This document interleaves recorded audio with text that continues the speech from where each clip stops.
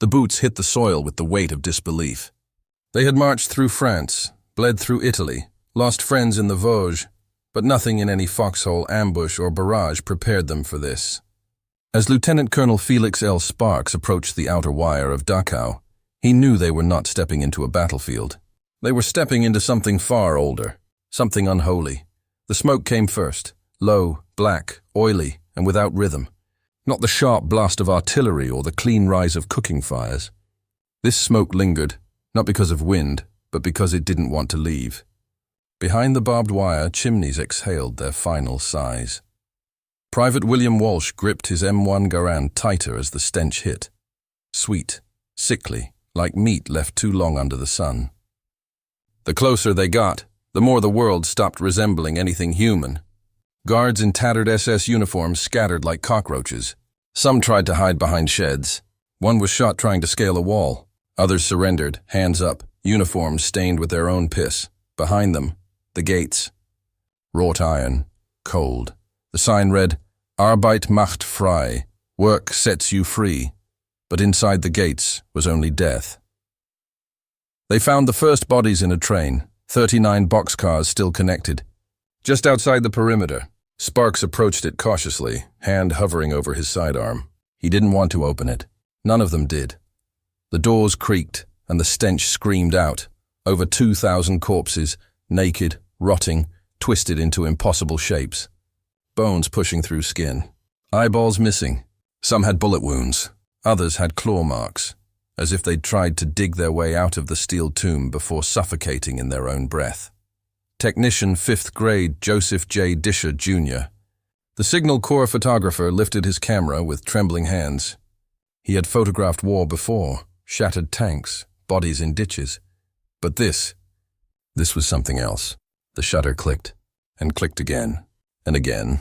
Mechanical memory for things the soul couldn't contain.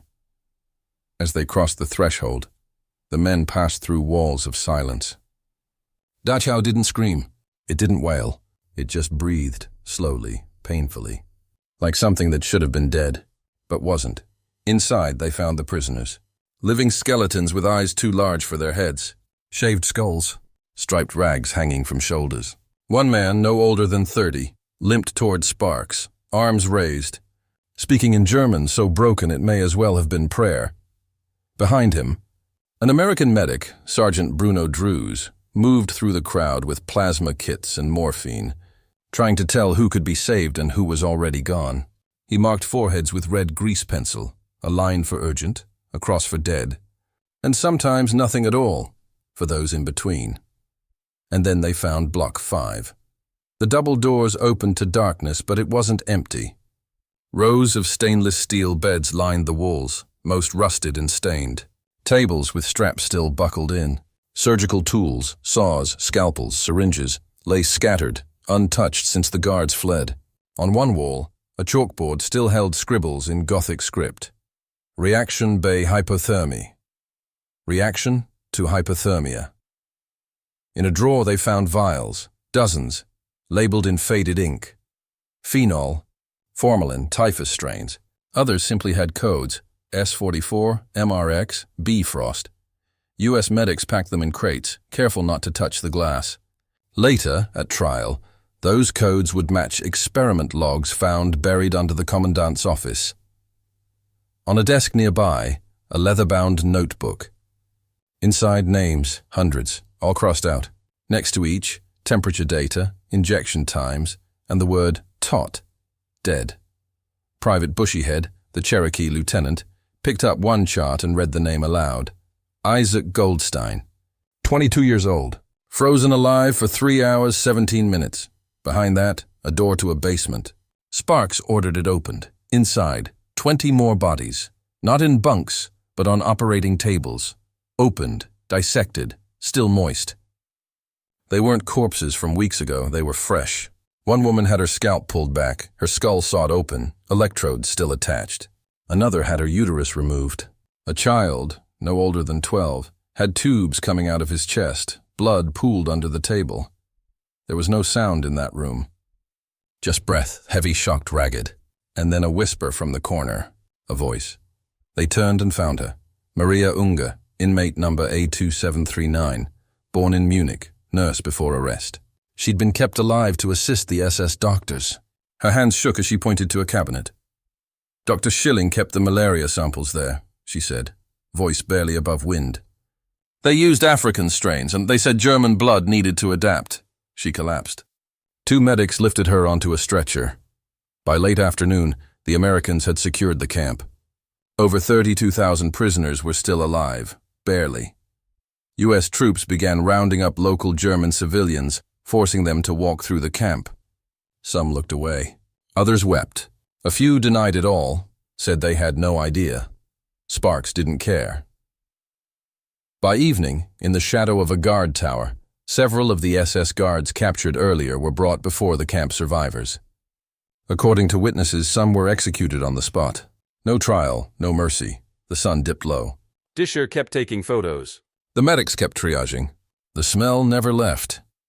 In the days to come, the Americans would find the logs of Dr. Sigmund Rascher, the man behind the freezing experiments. Letters to Himmler, request for more material, proposals for altitude testing chambers. All signed. All official. They would find Klaus Schilling's office, his microscope still warm, vials of infected blood lined up like trophies. They would find more corpses. Always more. But on this day, April 29, 1945, the U.S. Army didn't find a prison. They found a laboratory, a butcher shop, a cemetery with a chimney and medicine. The Nazis had the nerve to call it that. The sun had not yet risen the next day, but Dachau was no longer sleeping. The stench of death clung to the earth like fog. Somewhere near the crematorium, the ground was still warm. Lieutenant Colonel Felix Sparks stood by a blackened rail car, arms crossed, face unreadable. He hadn't spoken in hours, not since they'd opened Block 5's basement. What words could explain what they had seen? None of the training manuals said anything about death experiments. Nearby, a field table had been set up by CIC officers, U.S. Military Intelligence. Their assignment was now clear. Identify who did this, document it, and prepare for trials. Justice needed names. Maria Unger, still pale and trembling, was brought under a canopy tent. A cup of hot broth steamed in her hands, untouched. She didn't look like a nurse anymore. She looked like someone who had seen the devil take notes.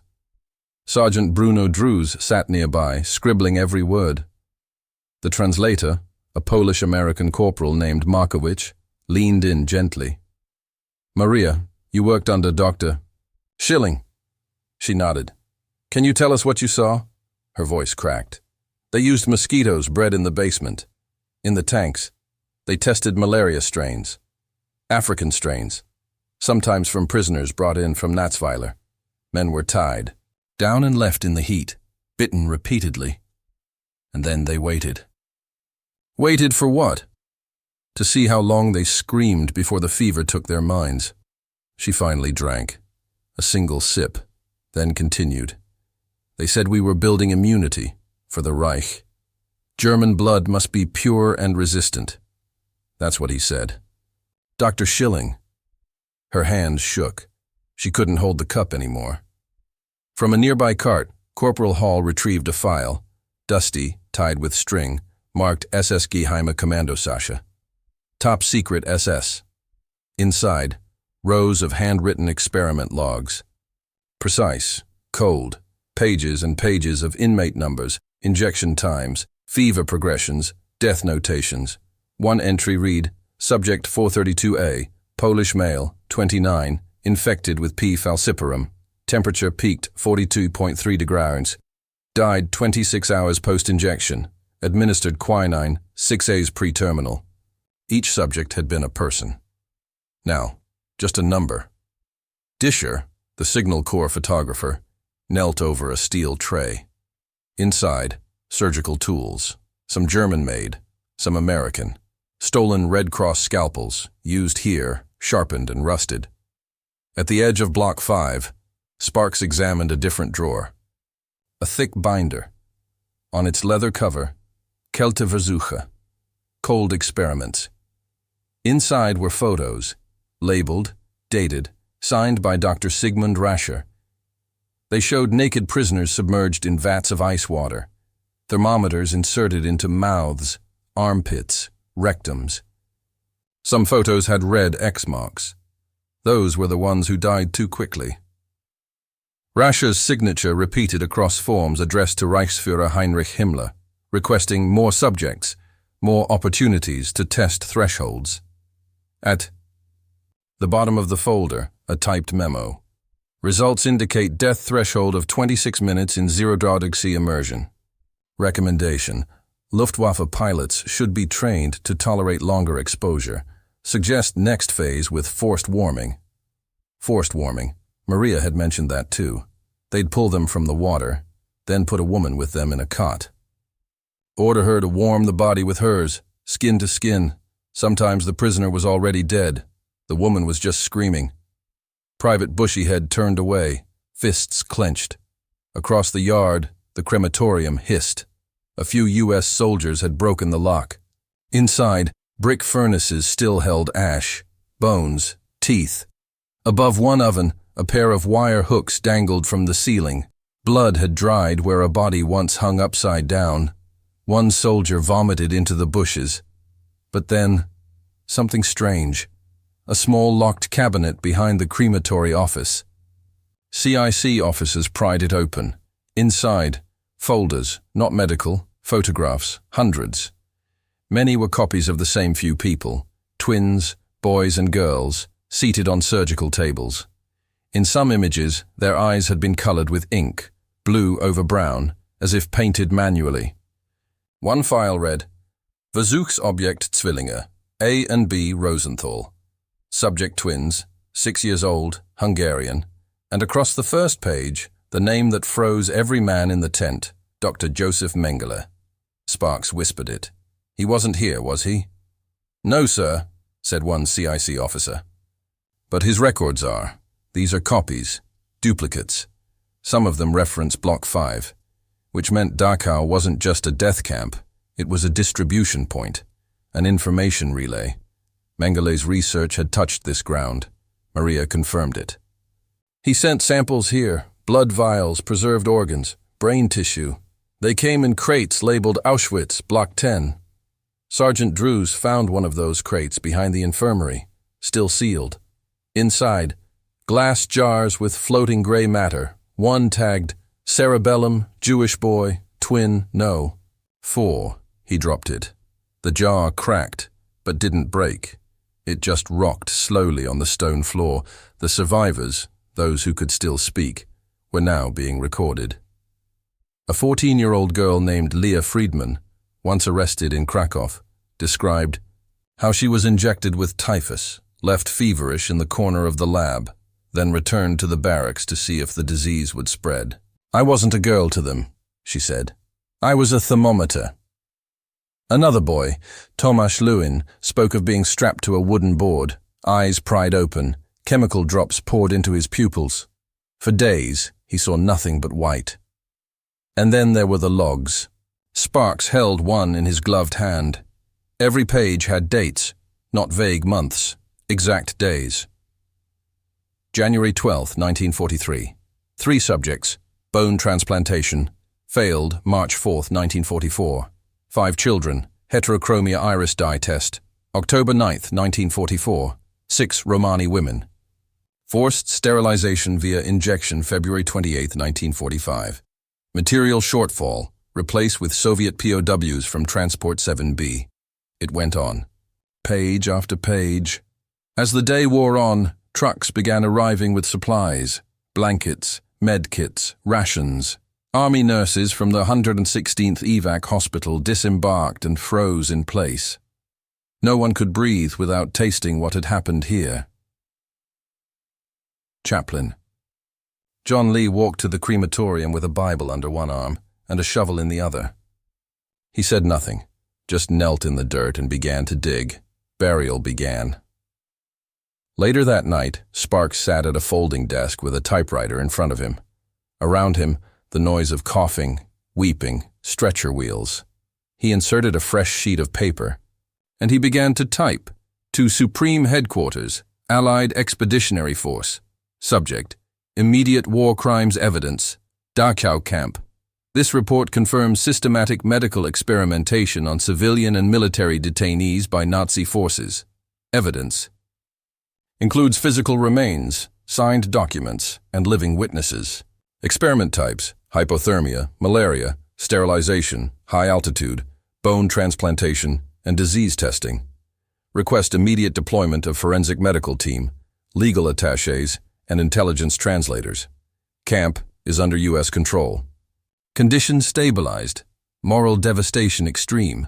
He paused, then added one more sentence. You will not believe what we found until you see it yourself. The rain began just before dawn, soft at first, like the world trying to cleanse itself. It only made the smell worse.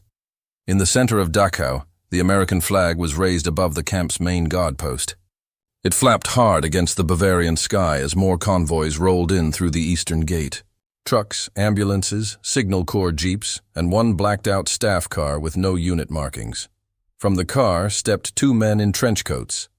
Hats low, briefcases in hand. OSS Office of Strategic Services. The war's not over yet, and already Washington is moving to catalog the evidence. Not for the press. Not even for the generals. This is for the lawyers. For Nuremberg. The senior OSS officer was Captain Henry H. Oliver, formerly a Harvard law professor, now assigned to war crimes research. He didn't look like a soldier. He looked like a man used to books, suddenly breathing air filled with fire and ash. Sparks didn't salute. He just pointed at the yard. You'll want to see Block 5. It took 2 hours before Oliver and his partner, a Jewish translator named Saul Neumann, said a word. They examined everything, the medical logs, the brain jars, the photographs. They spent 20 minutes reading the malaria protocols alone. Then they stood in the crematorium. Oliver wiped his glasses. Once, then spoke. We have enough here to hang an army. Outside, the 116th evac hospital nurses had turned the eastern barracks into an emergency ward. They washed the lice-ridden prisoners one by one, fed broth and protein mash spoon by spoon. Most couldn't chew, some couldn't blink. A few died even while being held. Sergeant Drews worked next to Nurse Helen Barrow, whose hands bled from scrubbing filth off bones. These women, she whispered, looking at 3 survivors barely breathing on a cot. They're marked like lab rats. Ink under their skin, cut marks with numbers, some stitched closed with thread I've never seen before. And yet, one of them lived long enough to speak. Zofia Rusnak, Polish Catholic, 27 years old. Prisoner number 5524, former chemistry student, arrested in Krakow for suspicious intellect. She had survived forced sterilization. Zofia described how she and 19 others were operated on with no anesthesia, injected with caustic compounds, then left to die in a shack behind the surgery block. I woke up in my own blood, she said in a hushed voice. The woman beside me was still breathing, so I tied her arm with a bandage to keep her alive. She died in the morning. They came for the body, didn't look at me. Nearby, an OSS technician opened another locked drawer, this one in Rascher's office. Inside, maps, not of Dachau, but of other camps, each marked with dots, circles, notes like Natzweiler, nerve studies, Buchenwald, Foskine trials, Auschwitz, ocular tissue, Ravensbrück, sterilization trials, female subjects only. Neumann looked up. This wasn't an isolated crime. It was industrial science, cross-referenced. In the mess tent, the first reports were being typed by Corporal Sam Heller, 2-fingered, hunched over a manual typewriter. He was copying testimonies, one sheet after another. His file folders now included Testimony of Maria Unger, SS nurse. Dachau Affidavit of Leah Friedman, experiment survivor. Statement of Lytton Cole Sparks on conditions of discovery. Translations of Schilling's personal lab records, photo series. Do B, twin child dissection. Source, Auschwitz duplicate. He inserted a new sheet, this one titled Operation Truth, Primary Evidence Archive number 001, Dachau. Across the yard, sparks flew as engineers broke open a cement vault. Inside, preserved samples, blood, urine, spinal fluid, crates of it, some labeled in German, others in Latin and code. Corpus vitrium. Serum 2, typhi.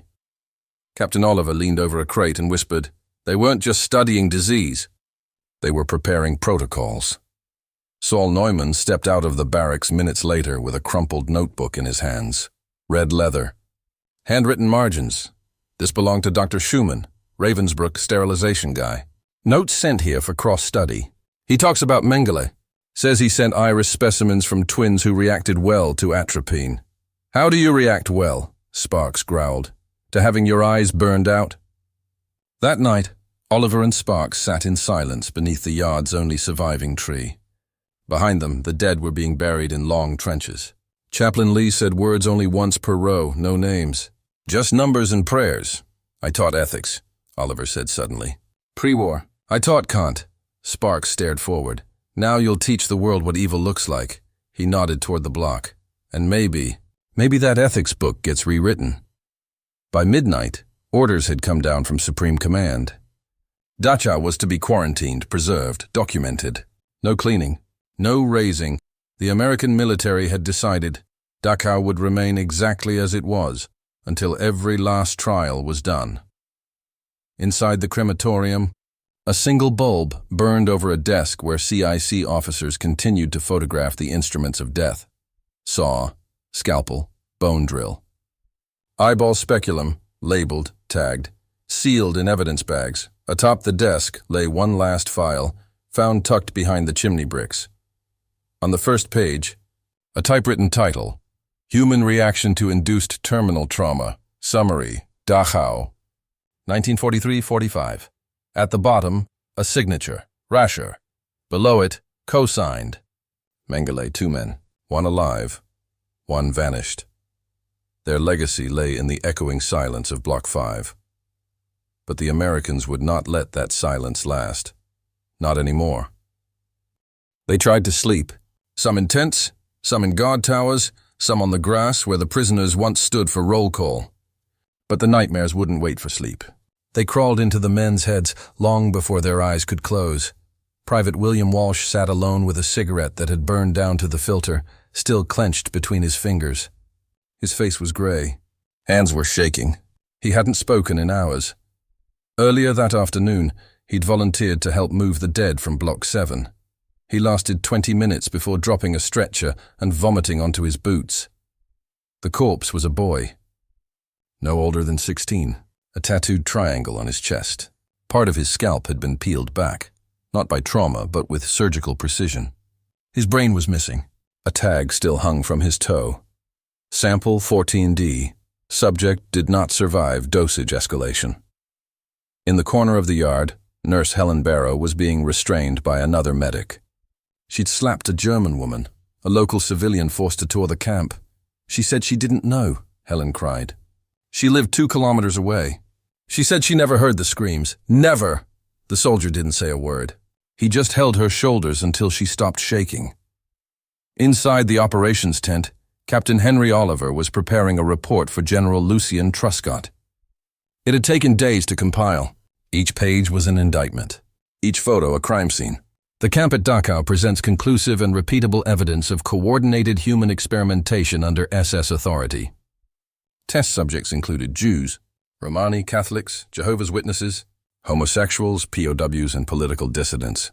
It is the recommendation of this team that all surviving personnel involved in medical experimentation be arrested immediately and tried under international law. He added the words slowly. Deliberately. No statute, no ideology, no war justifies what was done here. But even as the reports were written, some of the guilty were already gone. One file, found burned halfway in the crematory stove, bore the name Dr. Hans Flom. No photo, no rank. Just a note scribbled in pencil. Last seen departing by motorbike 3 days prior to arrival. Saul Neumann traced the name through cross-referenced files from Auschwitz. Flom was one of the coordinators of ocular pattern extraction, part of Mengele's outreach team. Another note, found in Rascher's desk drawer, mentioned a transfer list for essential medical assets, cleared by Odessa. No one in the camp knew what Odessa meant, but a captured SS file later decoded it. Organisation der ehemaligen SS-Angehörigen, Organization of former SS members, a post-war extraction network. Created before the war had even ended, Oliver paced in circles in the operations tent. They were planning their escape while cutting into children. Neumann nodded. We thought we caught them at the end. But they knew this day was coming. They built exits. Within a week, CIC teams began tracing those exits. Farmhouses with hidden rooms, border checkpoints with forged papers, passports marked researcher, neutral exchange. One of the first names that surfaced was familiar. Dr. Joseph Mengele, a French resistance group, had intercepted a Red Cross file listing Joseph Menger aboard a convoy heading for the Italian border. Another report claimed he was seen near the Tyrol Alps, wearing civilian clothes, assisted by a Catholic priest. Nothing was confirmed. Only the ghost was real. At Dachau, meanwhile, the ground had been consecrated. Father John Lee led a mass burial, this time with over 7,000 bodies. Some were identified. Most were not. Each grave received a wooden cross. Each cross bore a single phrase, nicht vergessen, do not forget. Inside the administration block, a new prisoner stood silently. Under guard, Dr. Wilhelm Berkel, assistant medical officer, caught by a U.S. patrol while fleeing south. His coat was blood-stained, though he claimed it was from field dressings. He said he had followed orders. But when shown the photographs of the brain jars, the sterilization victims, the tub filled with twin corpses, he went silent, and then he began to speak. Over 3 hours, Berkel confessed to assisting Rascher with high-altitude experiments. He described the decompression chamber used in Block 4, a pressurized metal box where prisoners were sealed in, subjected to simulated airplane altitudes over 65,000 feet, and observed as they suffocated, bled from their eyes, or convulsed to death. Berkel's voice cracked once. One man was still twitching, and Rascher wrote, inconclusive. So we tried again. Sparks was in the room when the confession was typed. He looked at Berkel and said nothing.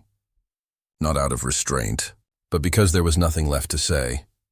That night, 2 American GIs nearly shot a surrendering SS medic at the edge of the perimeter. Their commander intervened at the last second. There were no trials in the field. Orders were clear. Prisoners were to be handed over. But rumors were spreading. Some units weren't obeying those orders. No one reported.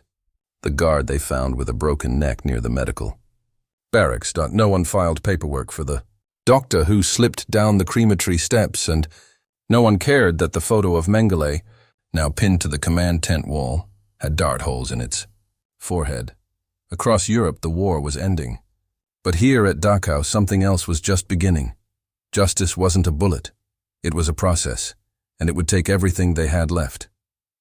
The courtroom smelled like fresh ink and old death. The city of Nuremberg still bore the scars of war, broken windows, collapsed stone, ash layered like snow. But inside the Palace of Justice, order had returned. Rows of chairs faced a long panel. Above them, the flags of the victors hung in grim stillness. The U.S., Britain, the Soviet Union, and France. Captain Henry Oliver stood in the second row, a file on his lap, worn from weeks of sweat and handling. It read, War Crimes, Medical Atrocities, Dachau, Auschwitz, Buchenwald, Cluster Dossier. Beside him sat Chaplain John Lee, uniform pressed, Bible in hand, face lined with quiet sorrow. Behind them, photographers, translators, reporters. The accused sat in silence. Among them were doctors, professors, researchers once respected in their fields. Now they stared ahead like ghosts in lab coats. From the witness stand, Leah Friedman, now dressed in civilian clothes donated by the U.S. Army, stood before the tribunal.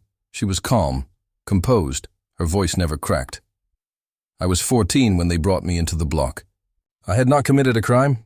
I was taken for being born Jewish. The court stenographer typed fast, never pausing. They injected something into my eyes. They wanted to make them blue, I screamed. They told me silence would make it easier. One of the German defendants shifted uncomfortably. Another looked away. Leah continued.